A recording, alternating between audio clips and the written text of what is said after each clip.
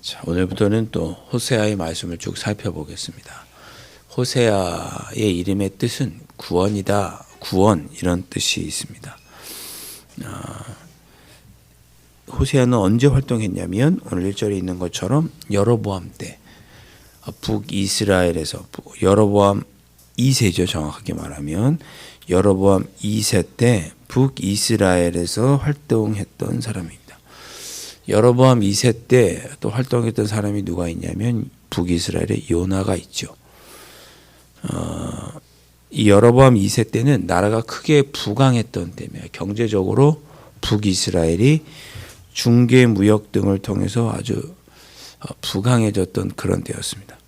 그런데 성경은 이때 가장 경제적으로 번영을 이뤘지만 사회적으로 타락하고 향락이 가득하고 정치적으로 부패하고 타락했던 시대라고 성경은 말합니다. 가난하고 약한 자들을 억압했던 시대. 그리고 무엇보다 하나님을 섬기지 않고 우상 숭배에 급급했던 때가 언제냐? 여로보암 2세 때입니다. 그래서 여로보암 2세가 한 40여 년간 다스린 후에 죽고 25년 정도 지난 후에 북이스라엘이 멸망하죠. 그래서 굉장히 악했던 시대. 물질적으로는 풍요로웠으나 신앙적으로는 가장 밑바닥이고 그러다 보니 도덕적으로 윤리적으로 가장 안 좋았던 시대가 어느 때냐? 여로보암 2세 때입니다. 그때 남유다의 왕은 우시야, 요담, 아하스와 히스기야. 그러니까 이어서 왕이 된 시대였고 그때 요아스의 아들 여로보암 2세가 이스라엘 왕이 되었을 때 북이스라엘에서 활동했던 예언자가 바로 호세아 선지자입니다. 자, 2절 말씀 보시면 하나님께서 그 호세아에게 말씀하십니다. 호세아야, 가서 음란한 여자를 아내로 맞아라. 음란한 여자를 다른 말로 이제 원어적으로 좀 더 표현하면 창기죠, 창기. 너 음란한 여인을 아내로 맞이해서 음란한 자식들을 낳아라. 그러면서 이 나라가 여호와를 떠나 크게 음란함이니라 이렇게 말씀하십니다. 자, 하나님께서 왜 음란한 여인과 결혼하라고 시키셨을까요? 이런 걸 보고 선지자의 상징적인 행동, 상징 행동 그렇게 부릅니다. 한때 예레미야는 에스겔도 그렇지만 머리를 깎기도 하고 왼쪽으로 누워서 자기도 하고 또 오른쪽으로 몇백일 누워서 자기도 하고 이렇게 이상한 행동들을 합니다. 옷을 벌거벗고 다니기도 하고 그런 이상한 행동, 상징적인 행동을 한 거죠. 하나님의 음성을 들은 호세아도 하나님의 뜻에 따라서 상징적인 행동을 하는데 음란한 여인과 결혼해서 음란한 자식을 낳는 거였습니다. 그 이유는 이 나라, 즉 북이스라엘이 하나님을 떠나서 음란해졌기 때문입니다.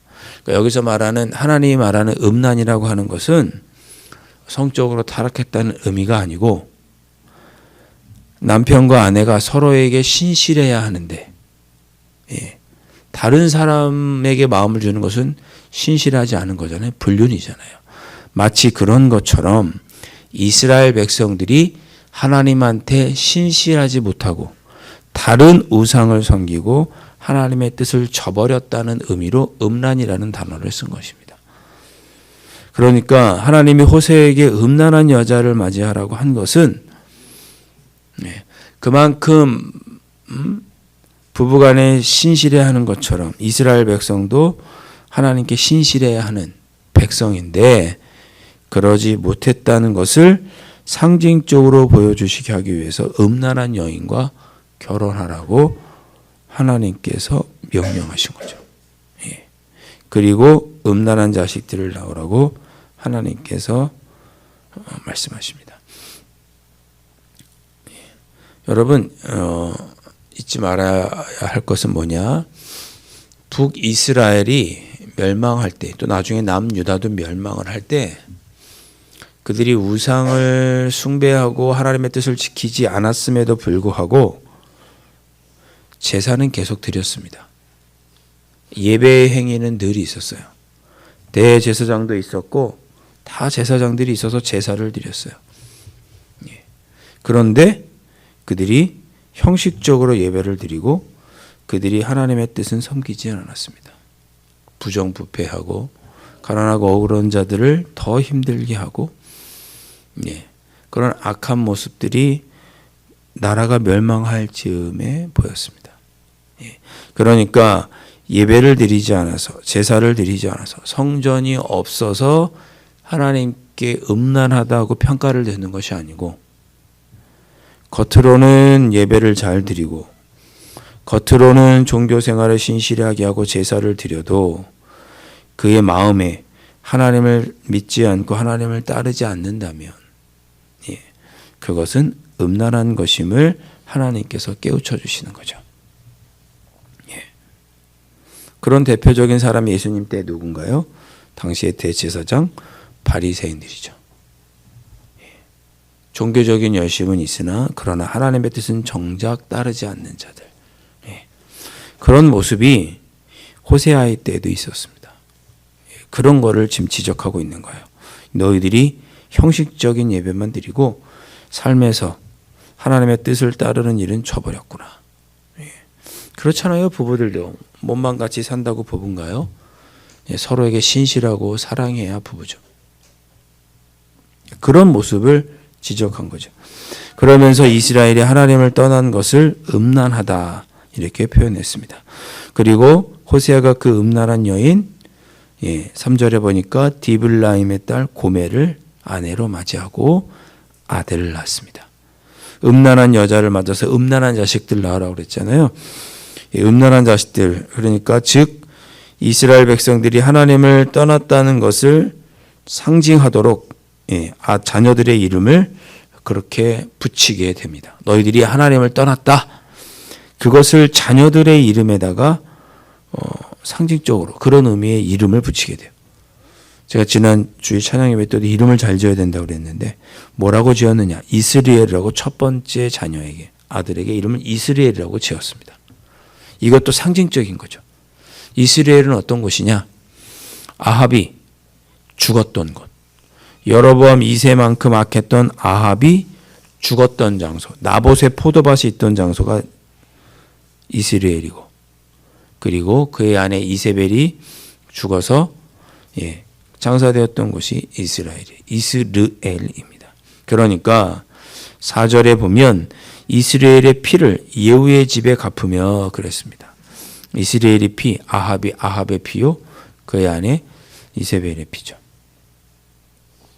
그러니까 예후가 아합의 가문을 멸망시켰듯이 하나님께서 북이스라엘을 멸망시킬 것이다. 이스라엘의 활을 꺾으리라 5절에 그랬죠. 이스라엘 골짜기에서 이스라엘의 활을 꺾으리라.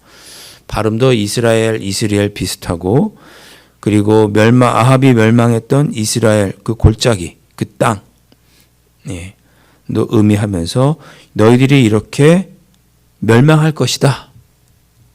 이스라엘아 너희들이 멸망할 것이다 라는 것을 상징하는 의미로 이스라엘이라고 아들의 이름을 짓습니다.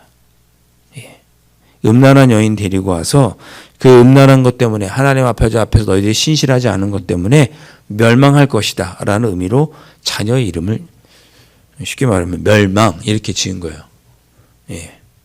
여러분의 자녀의 이름을 멸망이다 이렇게 이름 지으신 거죠. 이스라엘이라고 지은 겁니다. 또 6절에 보니까 둘째를 낳았는데 딸이었습니다. 이름을 로루하마라고 지었습니다. 뜻은 내가 다시는 이스라엘 족속을 긍휼히 여기어서 용서하지 않을 것이다. 긍휼히 여기지 않는다라는 뜻이 로루하마입니다. 로는 영어로 말하면 no, 아니다 그런 뜻이에요.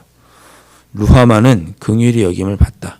루하마는 긍휼히 여김을 받지 못하다 그런 뜻입니다. 그러니까 이스라엘이 너희들 이렇게 하나님의 뜻을 섬기지 않고 악한 모습으로 살면 돌이키지 않으면 하나님께 긍휼히 여김 받지 못할 것이다. 이렇게 자녀의 이름을 통해서 메시지를 전한 거죠. 7절 그러나 내가 유다 족속을 긍휼히 여겨 반대로 유다 족속은 내가 긍휼히 여기겠다. 예, 그들의 하나님 여호와로서 내가 유다 족속은 구원하겠다. 그러나 활과 칼이나 전쟁이나 말과 마병으로 구원하진 않고 다른 방법으로 구원하겠다라고 유다는 구원하겠으나 북이스라엘은 멸망할 것이다. 긍휼히 여기지 않겠다라고 하나님께서 말씀하십니다. 8절 또 고멜이 로루하마를 젖된 후에 또 임신한 아들을 낳았습니다. 셋째죠. 9절에 여호와께서 이르시되 그 이름은 로암미라 하라. 여기도 로암미입니다. 로는 아니다 그런 뜻이라고 그랬죠. 암미 너희는 내 백성이 아니요 나는 너희 하나님이 되지 아니할 것입니다. 그랬습니다. 그러니까 암미는 내 백성이라는 뜻이고 아니다가 붙었으니까 너희는 내 백성이 아니다 그런 뜻입니다. 이스라엘 백성들이 시내에서 하나님과 언약을 맺고 하나님의 백성이 되죠. 너희들이 나를 섬기고 나의 계명을 지키면 영원토록 나는 너희의 하나님이 되고 너희는 나의 소유된 백성이 될 것이라고 시내산에서 하나님께 이스라엘 백성도 언약을 맺어주셨는데 북이스라엘 백성들이 그것을 어겼으니 더 이상 너희는 나의 백성이 아니다. 이렇게 전하는 하나님의 메시지입니다. 여러분 이 호세아가 음란한 여인과 결혼해서 음란한 자녀들을 통해 하나님의 메시지를 전하는 것을 우리의 삶에도 잘 한번 기억해 보십시오. 적용해 보십시오. 우리가 하나님의 뜻을 따르지 않으면 신앙생활을 한다고 교회를 다니고 종교생활을 하지만 정말 하나님의 뜻을 따르지 않고 그래서 하나님의 백성이 되지 않고 하나님의 긍휼이 우리에게 없으면 우리는 멸망하게 된다. 이것이 성경에 호세아를 통해서 북이스라엘에게 하시는 말씀이고 우리에게도 주시는 말씀입니다. 그러니까 우리는 어떻게 해야 돼요? 혹시 내가 나를 돌아보아서 내가 혹시나 하나님의 뜻은 따르지 않으면서 하나님의 긍휼만 간구하는 그런 하나님의 백성이 아닌 모습이 내 안에 있지는 않은지 돌아보아야겠죠. 그거를 경고하는 말씀. 그래서 알고 돌이키라는 거죠. 그렇게 돌이키면 10절 그러나 희망의 단어죠.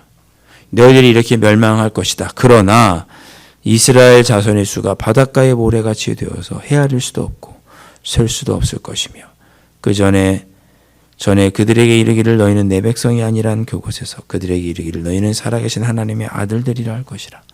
그러나 너희들이 그렇게 심판받아도 하나님께서 회복해 주실 것이라고 하는 메시지가 10절입니다. 너희들이 돌이키기만 하면 셀 수 없이 너희들의 자손이 번성할 것이고 너희들이 다시 내 하나님의 아들 자녀여 하나님의 백성이 될 것이다. 이렇게 회복의 말씀을 함께 주고 계십니다. 11절 이에 유다 자손과 이스라엘 자손이 함께 모여 나라가 이제 나라가 나라가 하나가 되는 거죠. 한 우두머리를 세우고 그 땅에서부터 올라오리니 이스라엘의 날이 클 것이미로다. 심판의 장소가 승리와 회복의 장소가 될 것이다. 남과 북이 하나가 되고 거기서 좋은 지도자가 나와서 너희들이 다시 승리를 누리는 그 심판의 날이 클 것이다. 이것은 심판이 크겠다는 뜻이 아니고 심판의 장소가 승리와 회복의 장소가 됐고 1절에 뭐라고 되어 있습니까? 2장 1절에 너희 형제에게는 암미라 하고 더 이상 너희들은 긍휼이 없다가 아니고 긍휼히 여김을 받은 암미 내 백성이라고 말하시고 루하마 너희들은 긍휼을 입은 백성이다라고 말하게 될 것이다. 지금은 하나님의 뜻을 따르지 않으므로 로암미 너희는 내 백성이 아니고 로루하마 내 긍휼을 받지 못한다라고 심판을 받지만 그러나 너희들이 나중에 회복되어서 너희는 하나님의 백성이요 하나님께 긍휼을 입은 자라고 하는 심판과 승리의 날을 회복하는 너희들이 될 것이다라고 오늘 호세아 말씀을 통해서 하나님께서 뜻을 전해주고 계십니다.